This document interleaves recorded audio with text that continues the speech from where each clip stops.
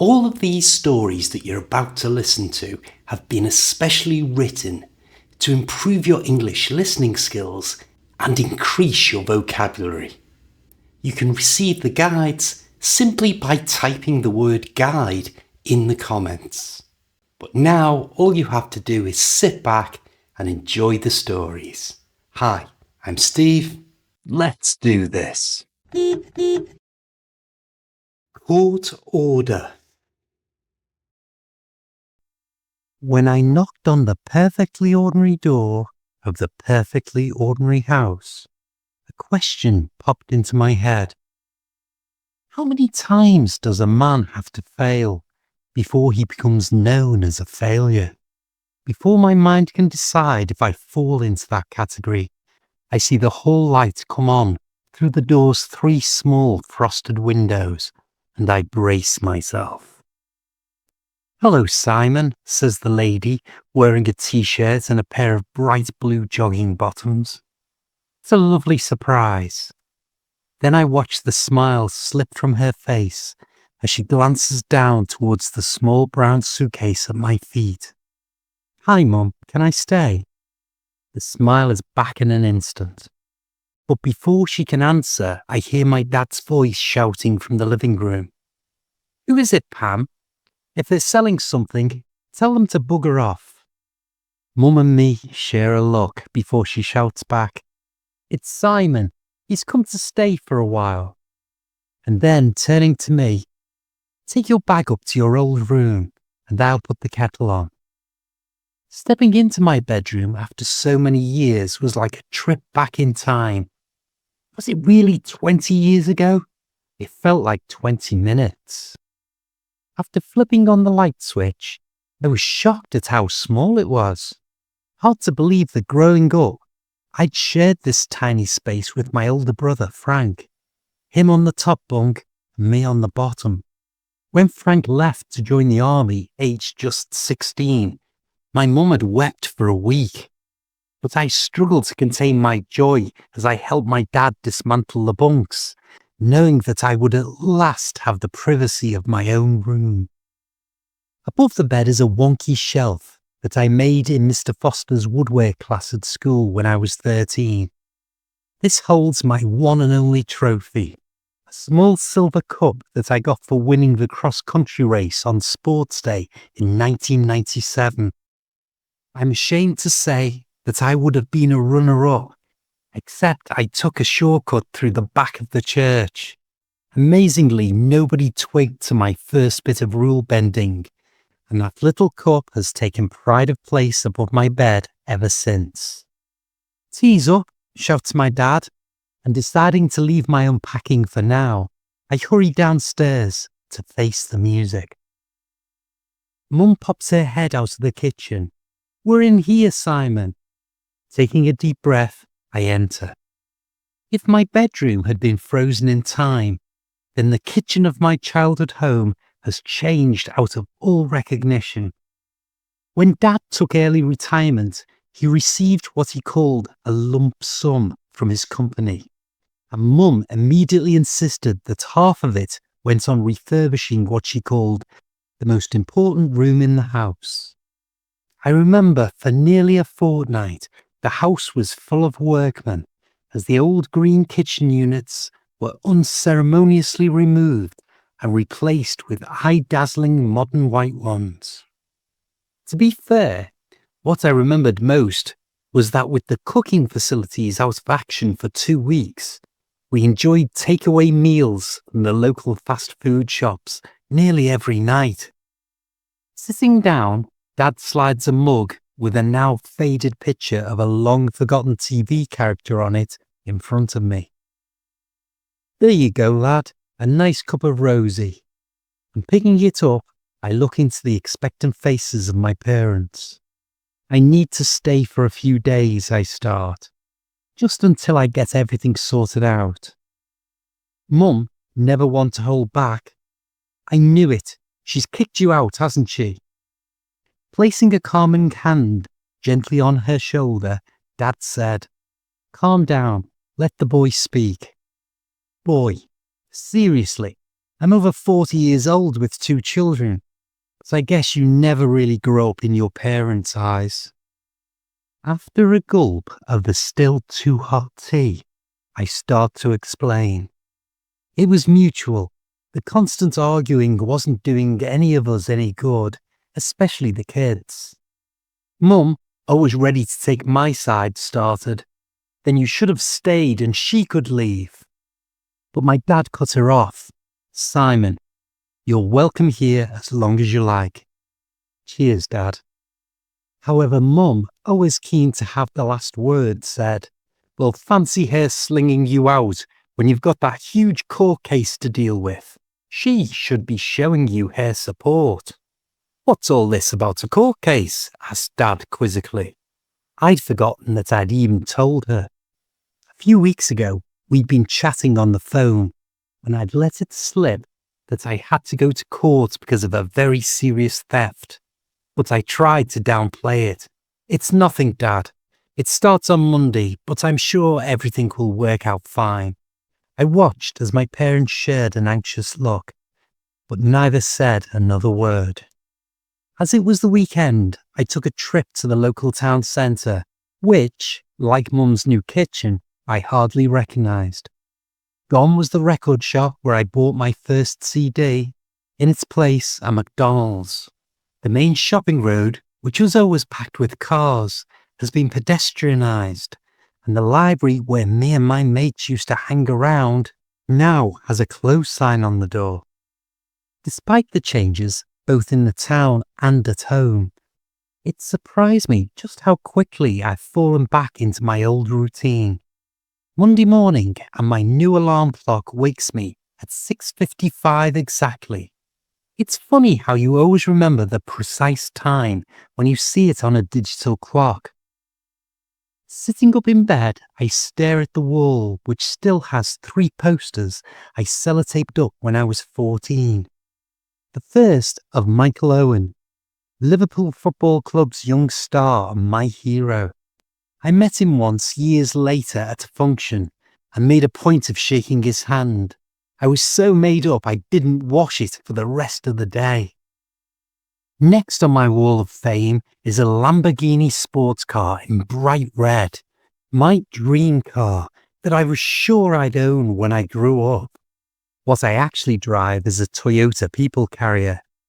To be fair, I'm not sure I could even climb into a Lamborghini. It's so low to the ground. And if I did, I would need a crane to get me back out.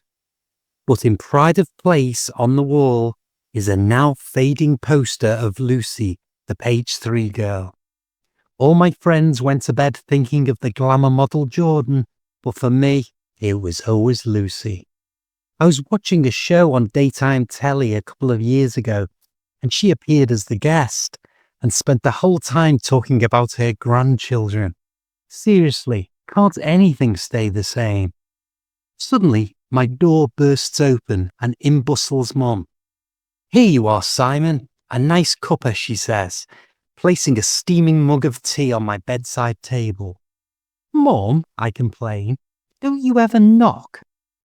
Taking a quick glance at Lucy pouting from the poster, she said, "Well, it's not like you'd be up to anything," and with a smile went out shouting, "Your breakfast is ready when you are. Don't forget, you're in court today." Court, or to be exact, Sept and Crown Court. My stomach churned. I hadn't exactly forgotten. Rather, I had just decided, with everything else going on, to put it to the back of my mind.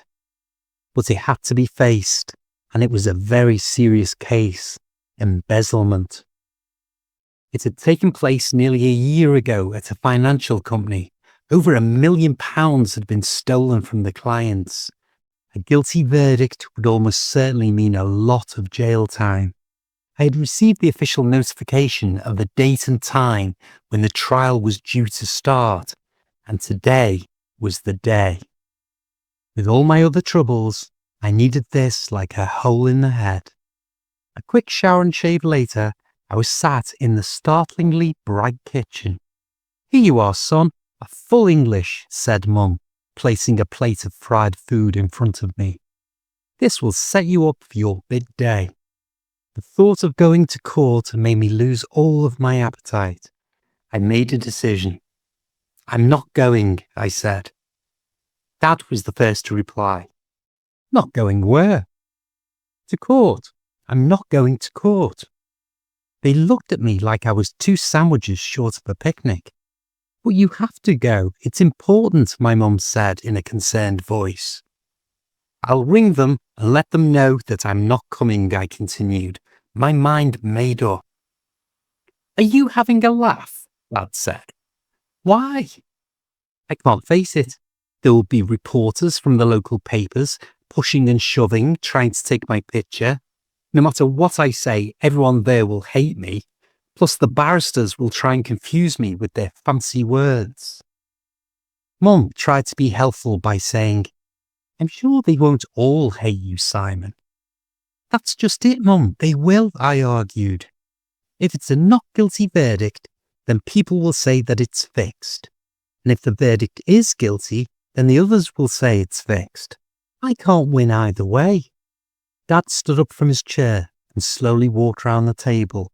Looking down at me, he said, "Simon, you simply have to go to court today." Looking up into the face that I have literally known all my life, I asked, "Why, Dad? Why do I have to go?" With a shrug of his shoulders, he said, "Because you're the judge, son. You're the judge." Let's do this. All alone. I wasn't exactly the most sociable of people. In fact, I was well known for turning down invitations to go out with my mates, preferring to stay in on my own, watching telly on the sofa and enjoying my own company. But now, I really wish I could turn back the clock after a month of not being able to speak to a single person. A few weeks ago, on the spur of the moment, while watching a travel show on TV, I decided to do something completely out of character. Having never travelled further than France before, I impulsively booked a fortnight's holiday to Malaysia. It turned out to be one of the best decisions I've ever made. The hotel was fantastic, the people were warm and welcoming, and best of all, everything was cheap as chips compared with the prices back home. Before I knew it, I was on my way back into Heathrow. But during the flight, something started to feel off. My temperature soared, sweat beading down my forehead, and I found myself gasping for air. Panic began to creep in. A fellow passenger noticed and called for a flight attendant. She quickly brought me water, slipped an aspirin into my hand, and kept reassuring me, telling me we'd be landing, as she put it, in no time at all. I couldn't help but wonder if the pilot had been informed and had put his foot down when his voice came over the intercom. "Ladies and gentlemen, due to a seriously ill passenger on board, we will be landing immediately. Please return to your seats and fasten your seatbelts." I braced myself, feeling my ears pop as the plane descended, the wheels thudding against the tarmac with a sudden jarring bump as I slipped into unconsciousness. Unbeknownst to me, an ambulance had been put on standby and rushed me to the emergency department of the nearest hospital, where several hours later I finally came around and looked up at what looked like an alien creature leaning over me. "Hi," said a woman's voice. "I'm Dr. Irvine." It was hard to make out what she said, as her entire head and body were encased in a large yellow protective suit. I know it's cliché, but all I could manage to ask was, "Where am I? What happened?"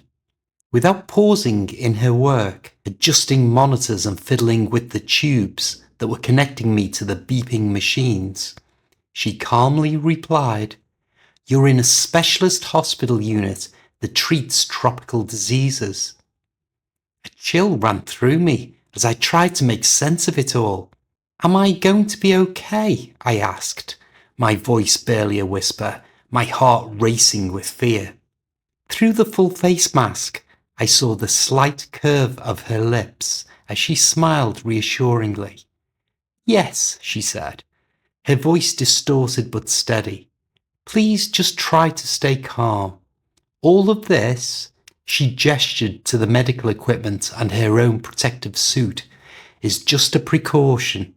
We're fairly certain you've just had a severe allergic reaction. I felt a wave of relief wash over me. A good portion of the tension I didn't even realize I'd been holding starting to dissolve. I was going to live. But before I could fully relax, she added, however, we're going to keep you in isolation in this sealed room overnight, just to be on the safe side. She put a gloved hand gently on my shoulder and continued, I'm confident that you will be as right as rain. Thank you so much, Doctor, I replied, feeling a surge of gratitude. When can I go home? As she made her way towards the door, she paused, glancing back. I'm leaving for the night, but I'll be back first thing in the morning to run some tests. If all goes well, I don't see why you won't be able to leave then. I smiled in thanks, but just as she reached the door, she turned back again and added, I'm afraid you're going to miss the comet, but I'm sure there'll be plenty of TV coverage. It took a moment for her words to sink in. Then it clicked. She was talking about Comet Caperus, the one that had been all over the news for weeks. It was expected to pass close to Earth overnight. Everyone I knew had been talking about it, and it was gutting to miss what was being hailed as the greatest fireworks show in history. Still, as I lay my head on the pillow in my sealed room, the weight of exhaustion began to settle in. My eyes grew heavy, and before I knew it, I drifted off to the steady hum of the machines that were quite literally keeping me alive. The next day I woke to a deafening silence. No sounds of the medical equipment, no muffled noises from the corridor outside my door, just an eerie quiet. Unsure of what time it was, but urgently in need of the loo, I gingerly sat up and swung my legs over the edge of the bed. I stood up. So far, so good.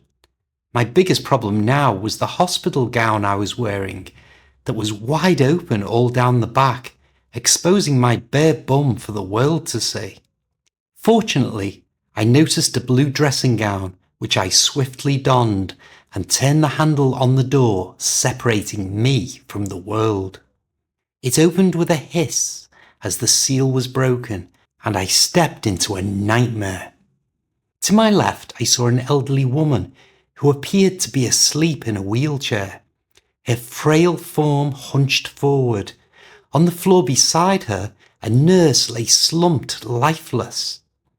Hello, I said, bending down and gently shaking the nurse's shoulder. Are you okay? As I did, my mind flashed back to when I was 10, waking up to find my dog Archie lying peacefully in the garden. No matter how much I called to him or shook him, he wouldn't wake up. My dad eventually found me and explained that Archie had passed away. At the time, it had been my first encounter with death. Little did I know, by the end of the day, I would encounter it many, many times more. Help! Someone help! I shouted, my voice echoing in the unnatural silence. I dashed down the corridor, desperately hoping to find someone, anyone, but to no avail. All I found were more and more bodies. Men, women, children, both medical staff and patients, lying motionless where they had fallen, as though frozen in time. I spotted a bank of lifts and rushed over, prodding at the buttons frantically, but the lights didn't even flicker. The power was out. But how could that happen in a hospital? Panic surged through me. I turned and bolted for the stairs. My dressing gown flapped wildly behind me as I ran, every sense screaming at me to move faster. All thoughts of modesty had long since disappeared. Reaching the ground floor, I was met with the same two horrifying things: silence and bodies. Shell-shocked, I stumbled towards the large glass doors at the entrance, but as I approached, they didn't automatically slide open. They remained stuck, holding the still figure of a young woman who lay trapped between them. I carefully stepped over her and into the fresh air, where I was struck once more by the complete and utter silence. The hospital was situated on a busy road, but none of the traffic was moving. Some of the cars appeared to have crashed into one another, but instead of people standing, remonstrating, or trying to help, everyone was sitting in them, lifeless. Unbeknownst to me, far beyond the reach of Earth, Comet Caprice was leaving our solar system, its long tail trailing behind it as it moved on into the void of space. In its wake, it dragged a deadly mix of rocks and gases that had momentarily shifted our atmosphere, making the very air we breathe poisonous. For 6 long hours, Earth's inhabitants had been suffocated, and in that brief, horrifying window, every living thing had been wiped out. It's been over a month now, living alone in this empty world. From a purely practical standpoint, survival isn't all that difficult. I've spent my days raiding the local supermarkets, clearing out the bodies, though the smell still clings to everything. I've stocked up on bottled water and tin foods, more than enough to keep me going indefinitely. The real challenge comes with the lack of fresh fruit and vegetables, so I've broken into a local chemist, loading up on bottles of multivitamins to compensate for the gaps in my diet. It's not ideal, but it's something. I've also moved around a bit since the big event. At first I thought I'd set up camp in Buckingham Palace. Why not, right? But to be honest, it's cold and drafty. Not quite the regal experience I was hoping for. Then I tried 10 Downing Street, the home of the British Prime Minister. But the wallpaper and decor left over from the now late Boris Johnson just didn't do it for me. So in the end, I decided to move into the best room at the upmarket Dorchester Hotel. The views over Hyde Park are stunning, and it amuses me to know that to stay here for just one night would have cost more than I earned in a month. I can go anywhere, do anything. There's simply no one to stop me. Of course, there's no internet, no TV, so for entertainment, I've rediscovered the simple joy of reading. I found a second-hand bookshop that's stocked with an eclectic mix of titles, perfect for passing the time. But the elephant in the room is, I'm lonely. There's no one at all to talk to laugh with, to hold. Just me and the endless silence. Recently, I've taken to climbing the many skyscrapers of London. At first it seemed like a good way to get some exercise, what with all the flights of stairs to tackle. But what I hadn't expected was how the views stretching over the once bustling but now eerily still city would calm me. Today, though, is my biggest challenge yet. I'm setting my sights on the tallest building in the UK, the Shard. A dizzying 95 stories tall, rising more than 300 metres into the sky. It's going to be some climb. Halfway up the 1,550 steps, a thought begins to form in my mind. More of a question, really. Why am I bothering? What's the point? Without anyone else to share it with, is there any meaning to carrying on?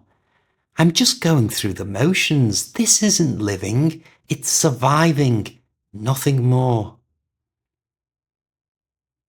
Quick as a wink, I make my mind up. Today will be my last day. I can't go on like this. Not with no one else alive on the whole planet. Like with the other skyscrapers, I have to force the door to the roof open. But when I step outside, the sight that greets me is glorious. The sun has decided to make an appearance, casting a warm glow over the city. I sit down, taking in the view, and open my backpack. Inside, I pull out my last meal, a tinned meat pie and a bottle of water. Surprisingly, my mind is calm as I eat.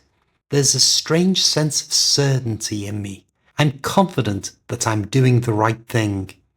If there were just one person left, or even a sign that there might be someone out there, I wouldn't go through with it. But there isn't. So with quiet resolve, I neatly pack up my things, stand up and go towards the edge. I pause, but only for a heartbeat, before stepping into the abyss. Time seems to stretch, slow down as if the world itself is holding its breath. My mind races, bombarded by questions. Will I die before I hit the ground? Will I land face down or on my back? Will it hurt?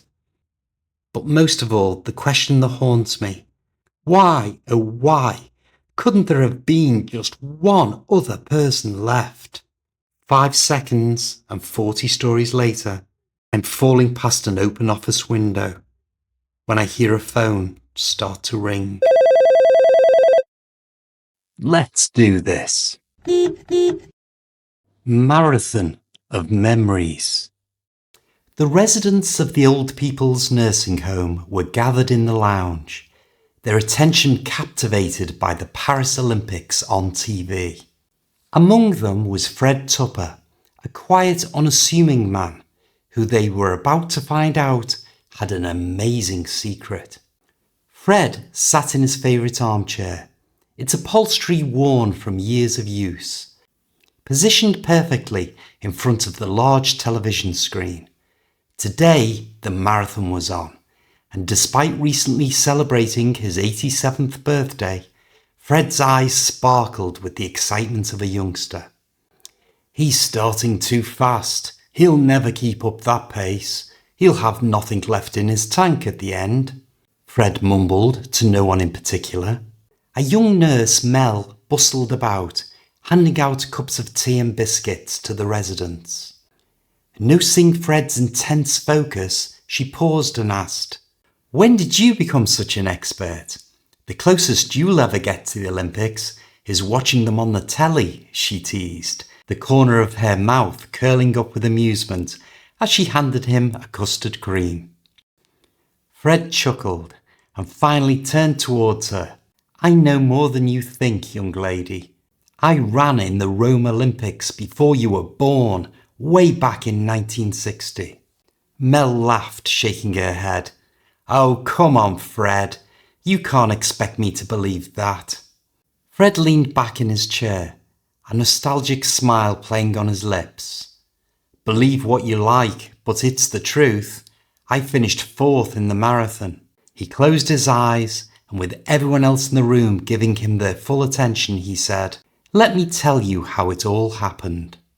Growing up in the city of Sheffield, Fred had always loved running.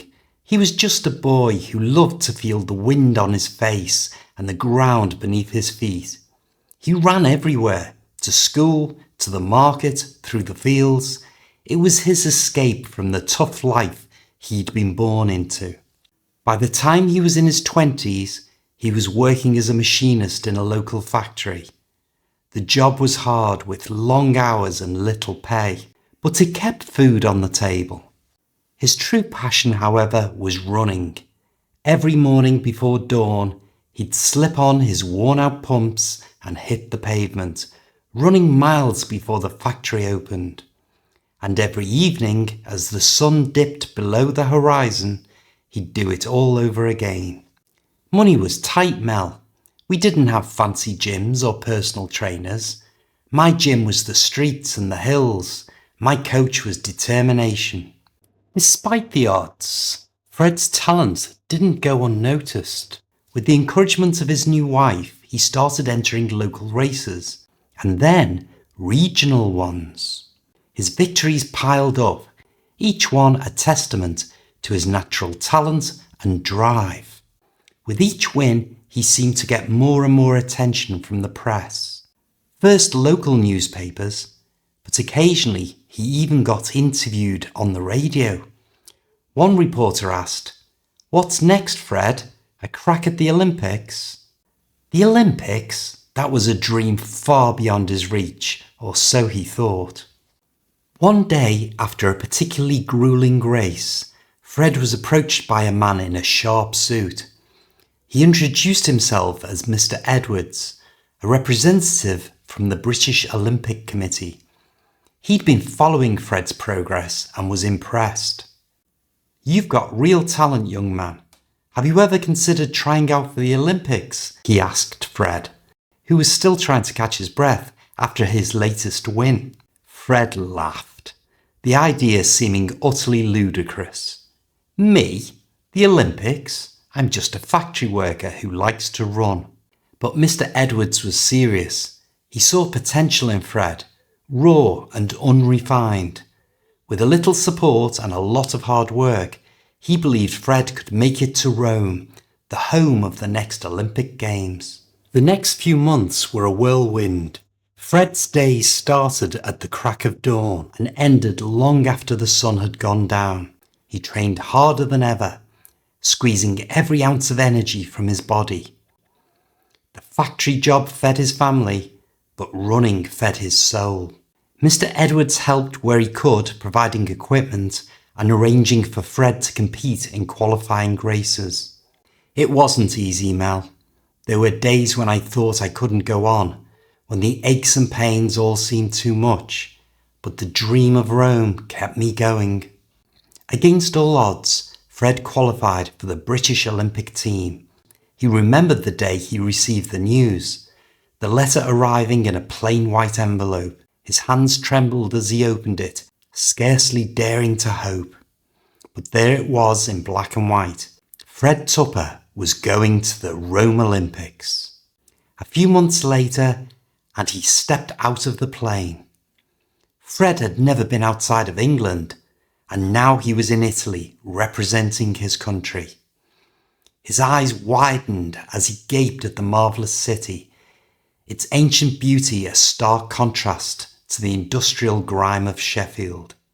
The Olympic village, where he was to stay, buzzed with energy and excitement, filled with athletes from all over the world, each with their own stories and dreams. It was overwhelming, but in the best possible way. I met so many incredible people, athletes who, like me, had overcome their own struggles to be there. The opening ceremony was an amazing spectacle, with fireworks, music, and the parade of nations. Fred walked with his team, feeling an immense pride swell within him.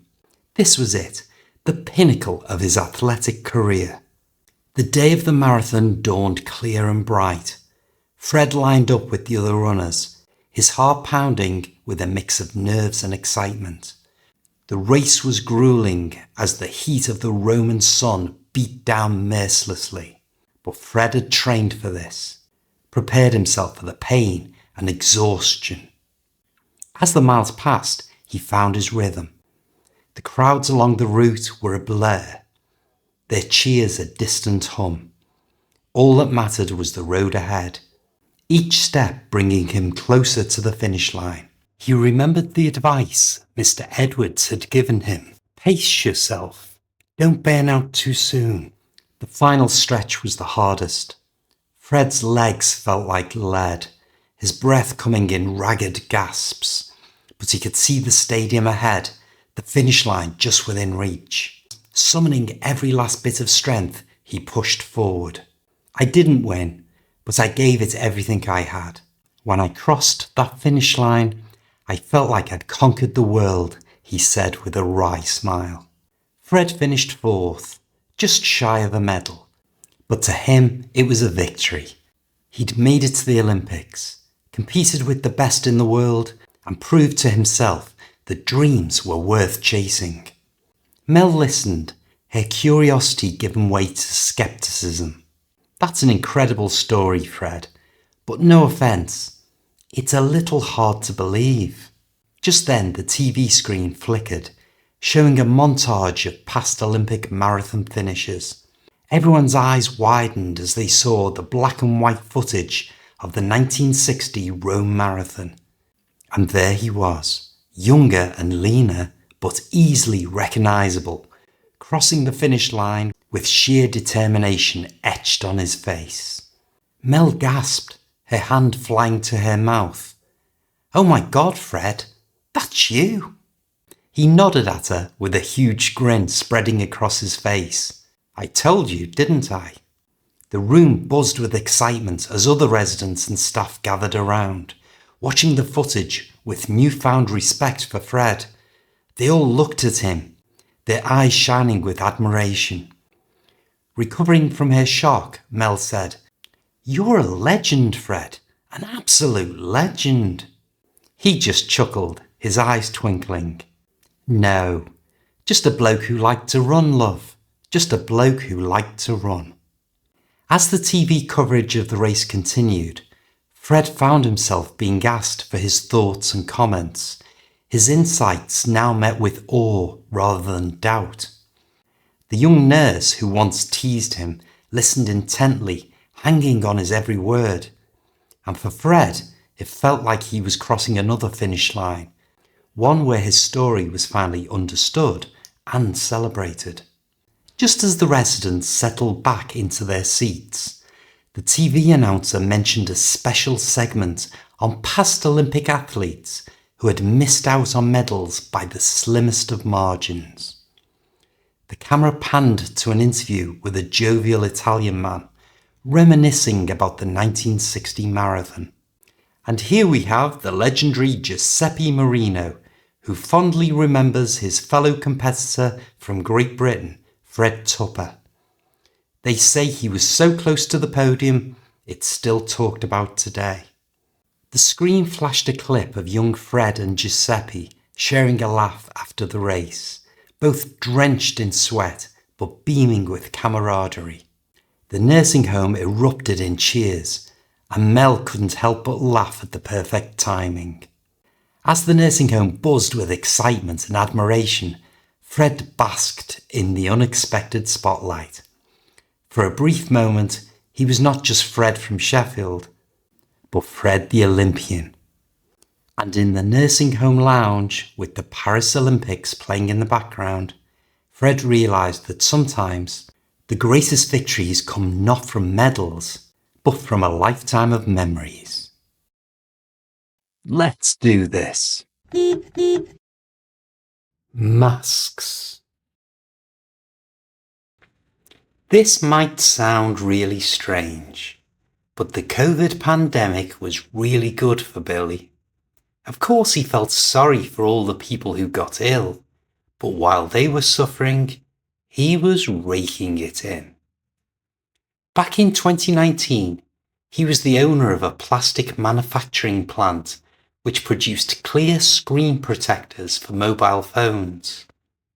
But when the main customer, Samsung, decided to use another supplier, the writing was on the wall. His company was going bust. Over the festive period, Billy made a momentous decision. Enough was enough. He was going to give his 20 employees their notice and close down the business. Or at least, that was the plan, until an invitation to lunch landed in his inbox. It was from an old school friend, Winston Harrison, or the Honourable Winston Harrison MP, to give him his full title. His old schoolmate had been elected to Parliament and was now a junior Minister for Health. Billy blinked at the email. Winston? He hadn't seen hide nor hair of him since school 15 years ago. An MP now, was he? And inviting him to lunch? It was weird. Still, With bugger all else to do, a free lunch with an old friend might be just what the doctor ordered. Entering the Grapes pub, Billy stopped, letting his eyes adjust to the light, and scoured the room looking for his friend. Suddenly he heard, "Billy! Billy Shears, over here!" He spun in the direction of the voice and saw that Winston had piled on weight over the years. He hardly recognized him. After ordering drinks and food, and a few minutes reminiscing about the good old days at Stockton Wood High School, Winston took a surreptitious look around and leaned in close. In a lowered voice he said, "Billy, I have to admit I have an ulterior motive for inviting you here today."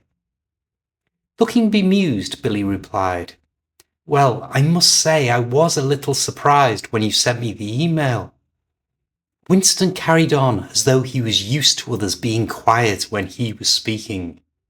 "Am I right in thinking that you have a small plastics business?" Billy sighed. "Well, I do, but I'm afraid not for much longer. We're going under." A slight frown crossed the MP's face. "But it's still operating." Billy simply nodded.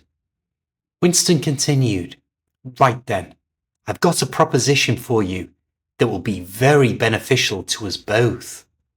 What followed was perhaps the strangest conversation Billy had ever had in his life. His friend told him about a very contagious disease that was sweeping across the world, called COVID. He said that because he worked in the Department of Health, he had been given the job of sourcing personal protective equipment for the NHS staff. At first, Billy thought that he was just being big-headed, bragging about how important he was. But that opinion changed when Winston said, "The country is desperate for face masks, and because it's all hands to the pumps, I want to know if your company can make them." Just a fortnight later, a batch of prototype masks were boxed up and sent off to be tested. And, more importantly, Billy received a cheque from the British government that would keep his factory running for at least a few more months. The masks, which he called Shears Shields, went down a storm. Their big advantage was that, whereas other masks were made of cloth, his were made of see-through plastic. The patients loved the fact that they could see the medical staff's mouths when they spoke. It made it easier to read their expressions and help them understand the medical jargon more easily. Orders poured in, not only from the British government, but also from around the world. Shears Shields were selling like hotcakes. And with the orders came the money. Tons of it rolled into Billy's bank account. He was minted. As he'd always been a fan of James Bond movies, an Amiga wristwatch was the first luxury Billy splashed out on. From the moment he put it on his wrist, he vowed to only wear short-sleeved shirts to make sure everyone noticed it.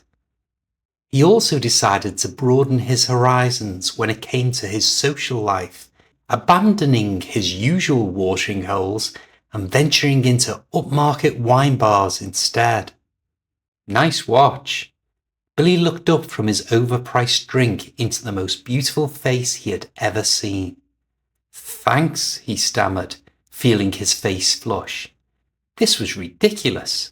Here he was, an extremely successful businessman, and yet he was tongue-tied by the attention of a young woman.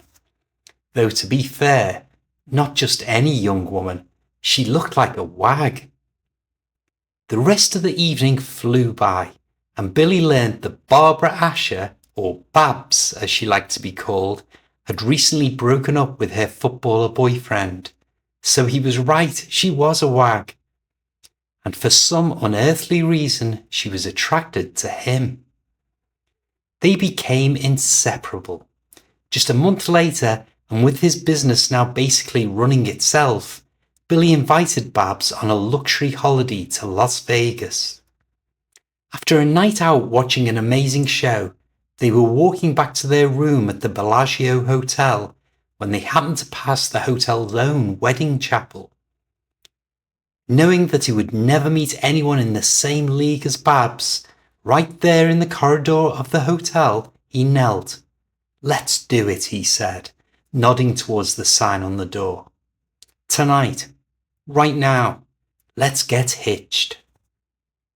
Within the hour, Miss Barbara Asher became Mrs. Barbara Shears, and Billy was chuffed to bits. Back in the UK, the newlyweds, though it was mainly Bab's idea, decided they needed a larger home, so Billy's terrace house was put on the market. With money not being an issue, they spent the following weeks viewing luxury houses, each one more perfect than the last, until they arrived at Friar Park, which was situated right on the banks of the River Thames. Instantly, they both decided that this was the one, and a quick phone call to the estate agent confirmed that this would be their new home. With a house so large, they would need to hire some staff, so before they even moved in, they had selected a part-time cleaner and gardener, a married couple, Molly and Desmond Jones, a full-time chef, Jane Rigby, and because Friar Park was so far from his factory, a chauffeur, Stuart Mackenzie. Often, as he strolled around his beautiful garden, Billy marvelled at how brilliantly things had worked out. That is until January 2022. They were sitting in their palatial living room when onto the giant TV came Prime Minister Boris Johnson, who announced to the nation that essentially COVID was no longer the threat it had once been, and wearing masks would no longer be mandatory. And just like that, the orders for Shears shields dried up. No orders meant no money. Before he knew what was happening, Billy was sitting with his accountants, being told that he had to close his factory and make all of his workers redundant. It was all happening so fast his head spun. His wife, however, simply carried on as if nothing had changed, booking luxury holidays, having extravagant lunches with her friends. Her credit card bills were humongous. One morning, whilst walking down his elegant staircase, Billy heard the doorbell. Opening it, he was greeted by an Amazon delivery man. "Some more parcels for you," the man said, offering a clipboard for a signature. Having moved them all inside the hallway, Billy stalked into the kitchen. This spending was going to have to stop. Babs was sitting at the breakfast bar, engrossed with her iPad. "Jane, can you excuse us for a minute?" he said to the chef, who was busy preparing a meal. Looking surprised, Jane wiped her hands on her pinny and stepped out into the garden. "Barbara," Billy said, deliberately using her full name, "we need to talk." Finally, glancing up from whatever social media app had caught her attention, she frowned quizzically. "What about? Is something wrong?" Billy let her have it, both barrels. "Yes. With the government pulling the plug on the masks, we have no income, and yet you're spending like a drunken sailor." "Don't be daft," she replied in a bored voice. He tried desperately to keep calm as he said, "I've literally just taken delivery of even more things you've ordered. This can't go on, or we'll lose the house." "I think you're exaggerating, darling. How do you suggest we cut back?" she smiled, obviously still not taking things seriously. Looking around the kitchen, he said, "Well, if you learn to cook better, we could sack the chef." Her reply was quick and cutting. "Well, if you learn to make love better, we could sack the chauffeur." Let's do this. Shark. As the plane descended over the Australian coastline, Uncle Dave looked out of the window, unaware that the beautiful blue sea below would not only be the backdrop for his niece Ellen's wedding, but also the scene of a heart-stopping terror. His trip to the land down under had started a month earlier, when his niece had dropped him a line saying that she was getting married. Because she had no other family, she was banking on him to attend and give her away. All of his friends thought he was out of his mind, but he hadn't seen Ellen since she'd emigrated 8 years earlier. So he emptied his savings, booked the flight, and here he was going through passport control. "Uncle Dave," he heard as he walked out of the airport, and there was his niece with a huge smile and an even huger man holding her hand. "Hi, Ellen. I haven't seen you in donkey's years." "Who's this?" he asked, indicating the enormous man standing by her side. "This is Eric, my fiancé." From the way she said it, it was clear that she was enamored with him. Eric flashed a smile so bright that it made Dave wish he'd worn sunglasses, and said, "Good day," in a broad Australian accent. "No disguising where you're from," quipped Dave. An hour later, and after checking into a hotel, the three of them were sat in a bar, discussing the upcoming nuptials. "We're getting married on the beach next Saturday afternoon," gushed Ellen. "It's going to be very laid back." "I'm kicking myself for not visiting you before now," said her uncle. "The sea looks so inviting." "If you fancy it, I usually go surfing in the morning before work and could teach you," said Eric. "Don't I need some gear?" asked Dave. "There's a one-stop shop for everything you need on the beach," Ellen said. "Then it's decided," said Dave. "I'll see you tomorrow morning, but now I'm going to have to hit the sack because I've got jet lag." After they said their goodbyes, Dave went back to his room, but even though he was tired, he found he couldn't sleep. So he switched on the TV and watched the old classic horror movie Jaws until he drifted off and slept like a log. Bright and early the next day, Dave found himself on the beach, practicing jumping on and off a surfboard under the expert eye of Eric. "You're really getting the hang of this," said the young Australian. "Let's try it in the water." Nervous but excited, Dave picked up his new surfboard and waded out into the surf. They paddled out further than he thought they would, but Eric explained that they had to go beyond the waves to where the water was calmer. "Okay, stand up on the board again," instructed Eric. "That's easier said than done," Dave spluttered, having fallen off for the umpteenth time. With a shout of, "Don't worry, you'll soon get the hang of it," Eric turned his board towards the shore and using his arms started paddling. "Come on, you're ready, follow me." Dave just sat on his board, staring as Eric expertly sprang up and rode a wave all the way to the beach. In for a penny, in for a pound, thought Dave, and tried to copy Eric's technique. Unfortunately, he only managed to stand up for a couple of seconds before plunging into the warm sea. As he swam back towards his surfboard, he noticed a grey shadow beneath the water. His heart started to race as he thought of the movie he'd watched the night before. It seemed that he had come all the way to the other side of the world to become a shark's breakfast. Panic had set in, and even though he tried to keep a stiff upper lip, he found himself screaming for help.